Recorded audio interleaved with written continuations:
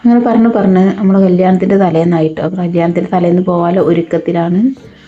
അപ്പോൾ എല്ലാവരും മഞ്ഞ ഡ്രസ്സൊക്കെ ഇട്ട് നല്ല ലുക്കിലൊക്കെയാണ് പോണത്.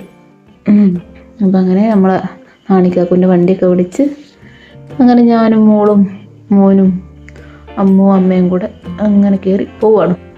അങ്ങനെ ഞങ്ങൾ തുവൂരുള്ള ആയിഷ മഹൽ ഓഡിറ്റോറിയത്തിൽ എത്തിയിരിക്കുന്നു. എന്തായാലും ഇനി സ്റ്റേജിൽ കയറി നോക്കട്ടെ, കളിക്കാനുള്ള ടൈമായോ എന്ന്.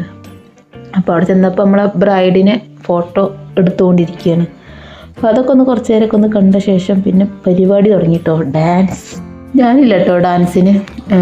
എൻ്റെ പെയറിന് വയ്യായിക ആയതുകൊണ്ട് ഞാൻ കൂടിയിട്ടില്ല. അപ്പോൾ അനിയത്തിയും ടീമും ബ്രൈഡിൻ്റെ അനിയത്തിമാരും ഒക്കെയാണ് കളിക്കുന്നത്. അപ്പോൾ എന്തായാലും ഒരു എല്ലാം അടിച്ച് പൊളിച്ച് കളിക്കുന്നുണ്ട്. ഞാനത് വീഡിയോ എടുക്കുന്നുണ്ട്. ഇപ്പോഴത്തേക്കുള്ള പാട്ടൊന്നും ഏതായാലും വയ്ക്കുന്നില്ല, കോപ്പിറൈറ്റ് വരും. അതുകൊണ്ട് പാട്ട് വെച്ചുള്ള പരിപാടിക്ക് ഞാനില്ല കേട്ടോ.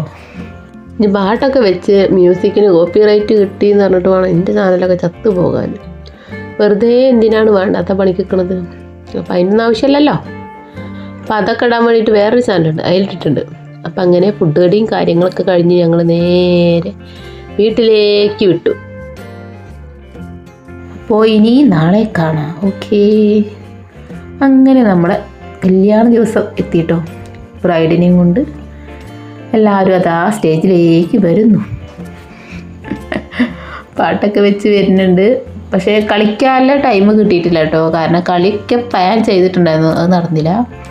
കാരണം ടൈം കുറേ വൈകിയിട്ടുണ്ട്, അതുകൊണ്ട് അത് സെറ്റായിട്ടില്ല.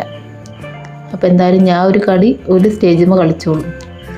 അപ്പോൾ അങ്ങനെ ഒരു ടീമിൻ്റെ കളി അവിടെ നടക്കുന്നുണ്ട് കേട്ടോ. ബ്രൈഡും ടീമൊക്കെ ഒത്ത്. അതിന് മുൻപ് ഒരു ഡാൻസ് ഉണ്ടായിരുന്നു, പക്ഷേ എൻ്റെ ഫോണിലാണ് പാട്ട് വെച്ചത്, അതുകൊണ്ട് എനിക്ക് എടുക്കാൻ പറ്റിയില്ല. അപ്പോൾ ഈ പാട്ട് വേറെ ഫോണിലായിരുന്നു. അപ്പോൾ അങ്ങനെ പിന്നെ അത് കഴിഞ്ഞ് നമ്മൾ തേജുട്ടനും ചിച്ചുട്ടനും കൂടെ ഉള്ള ഒരു ടീമൊക്കെ ഉള്ള ഒരു ഡാൻസ് വേറെ ഉണ്ട് കേട്ടോ. അപ്പോൾ അങ്ങനെ ഞാൻ പാട്ട് വെച്ച് കൊടുക്കുന്ന ഇടയിൽ മകൻ വന്നിങ്ങാണ്ട് ഫോൺ നോക്കുകയാണ്. അപ്പോൾ ഓനെ അങ്ങോട്ട് ആട്ടി വിടുകയാണ്. അപ്പോൾ ഓക്കെ, ഇത്രയേ ഉള്ളൂ ഞങ്ങൾ ഇന്നത്തെ ഒരു കല്യാണ ബ്ലോഗ് കേട്ടോ. കൂടുതലൊന്നും അറിയാലോ, എൻ്റെ ഭ്രാന്തനാണ്, എടുക്കാൻ കഴിയില്ല. പിന്നെ ഏട്ടൻ്റെ കുട്ടിയും കൂടെ കൂടുമ്പോൾ പിന്നെ പറയണ്ടല്ലോ, വിത്ത് ഗുണം 10 എന്നൊക്കെ പറയും പോലെയാണ്, അട്ടങ്ങി നിൽക്കൂല. അപ്പോൾ അതിൻ്റെ ഇടയിൽ വന്ന് അവൻ പറയണം, അമ്മ കില്ലുമിനാത്തി വെച്ചരിയായിരുന്നു. അപ്പം അങ്ങനെ വെച്ചു കൊടുത്താൽ കേട്ടോ ഞാൻ പാട്ട്. അപ്പോൾ പിന്നെ കളിയോട് കളി. അപ്പോൾ ഇതൊക്കെ തന്നെയാണ് നമ്മളെ അവസ്ഥ. നമുക്കിങ്ങനെ കണ്ടിരിക്കാനുള്ളൊരു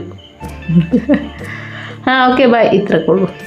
അങ്ങനെ നമ്മൾ കല്യാണമൊക്കെ കൂടി അങ്ങനെ പിരിയുകയാണ്. ഇനി അടുത്തൊരു കല്യാണത്തിന് ഇതേപോലെ അറമാദിക്കാൻ വേണ്ടി. ഏതായാലും ഇത് കഴിഞ്ഞിട്ടോ. ഇനി വീട്ടിലെത്തിയിട്ട് കുറച്ച് കലാപരിപാടി ഉണ്ട്, അത് കാണിച്ചു തരണം. ഈ ടീമോടെ കുറച്ച് ഡ്രസ് കോഡും വിശേഷങ്ങളും കാണിച്ചു തരാം. ഇതെങ്ങനെയുണ്ട് കണ്ടോ? എല്ലാവരും ട്രൗസറിലാട്ടോ. എല്ലാവരും 5 ആൾക്കാരുണ്ട്. 5 ആൾക്കാർക്കും ഒരേപോലെയാണ്. ഫുള്ളി ട്രൗസറും